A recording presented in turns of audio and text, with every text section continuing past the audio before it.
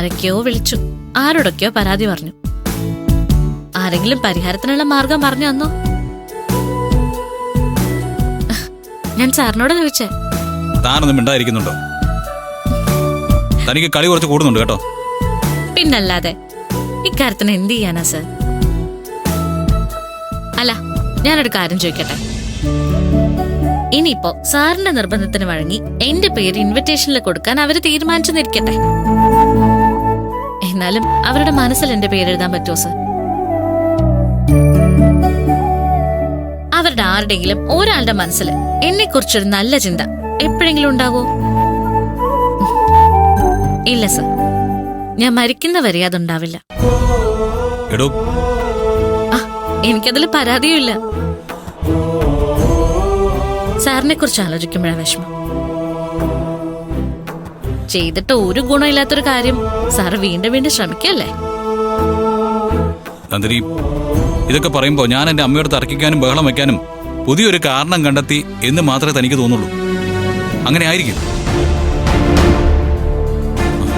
പക്ഷെ എടോ, ഞാൻ ഫൈറ്റ് ചെയ്യുന്നതേ എന്റെ ഭാര്യയ്ക്ക് വേണ്ടിയാ, അവളുടെ അവകാശങ്ങൾക്ക് വേണ്ടിയാ. അതിൽ തോൽക്കാതിരിക്കാൻ ഞാൻ നോക്കും. സാറ് വെറുതെ വലിയ വലിയ വാക്കുകൾ പറഞ്ഞ് എന്നെ വീണ്ടും വീണ്ടും കടക്കാരിയാക്ക. എന്നെ ഇങ്ങനൊന്ന് സ്നേഹിക്കണ്ട.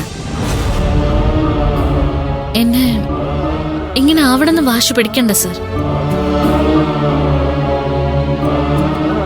ഞാൻ സാറിനെ ഒരുപാട് സ്നേഹിക്കുന്നുണ്ട്. പകരം സാർ അതേ അളവില് ഒന്നെനിക്ക് തിരിച്ചറിയാൻ ശ്രമിക്കണം.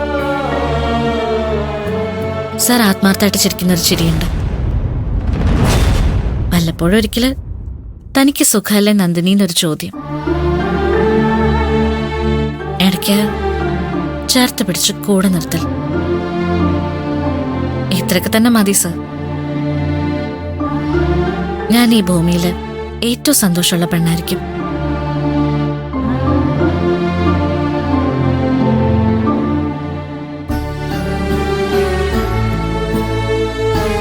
ഭർത്താവിനോട് ഇത്രയും സിമ്പിളായിട്ടുള്ള ആഗ്രഹങ്ങൾ ഒരു സ്ത്രീക്കും പറയാനുണ്ടാവില്ല.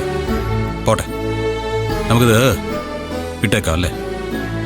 അപ്പോ അത് വിട്ടുകളയാൻ തീരുമാനിച്ചോ? എങ്കി നന്നായി.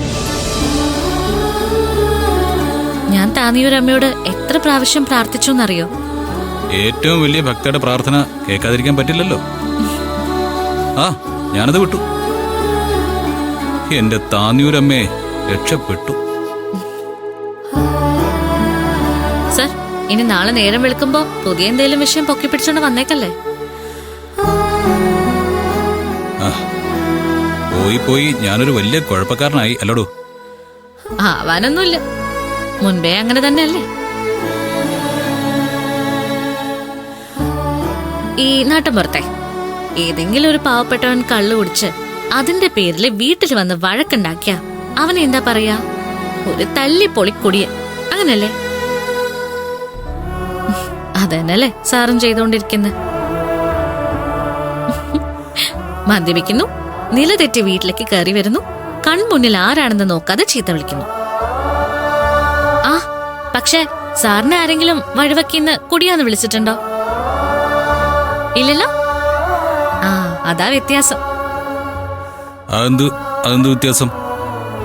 ഈ കാശിന്റെ വ്യത്യാസം. നാട്ടിൻപുറത്തുള്ളവരെ ആർക്കും എന്തും പറയാം, സാറിന് എങ്ങനെ പറയാൻ പറ്റില്ല? അത്രേ ഉള്ളൂ.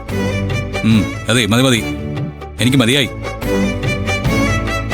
അതെ, ഇൻവിറ്റേഷനിൽ തന്റെ പേരില്ലെങ്കിൽ അച്ചടിച്ചത് എന്താണോ അത് വെച്ച് ഫംഗ്ഷൻ നടക്കട്ടെ.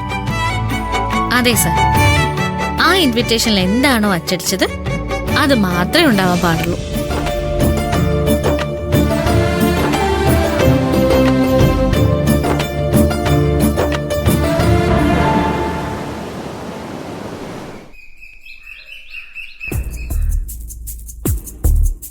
ചേച്ചി, ഇന്നലെ മമ്മി ഇൻവിറ്റേഷൻ കൊണ്ടുവന്ന് വായിച്ചപ്പോ ഒരു പ്രശ്നം ഉണ്ടായില്ലല്ലോ? അതാ ഞാനും ആലോചിക്കുന്നെ. സത്യത്തില് അവൻ എഴുന്നേറ്റപ്പോ ഞാൻ കരുതിയത് അവൻ ആ ഡൈനിങ് ടേബിൾ തട്ടിമറിച്ചിടുവെന്ന്. ഒരു സൈലൻസ് മാത്രം. എന്തിനാ അധികം? ആ സൈലൻസ് മാത്രം പോരെ?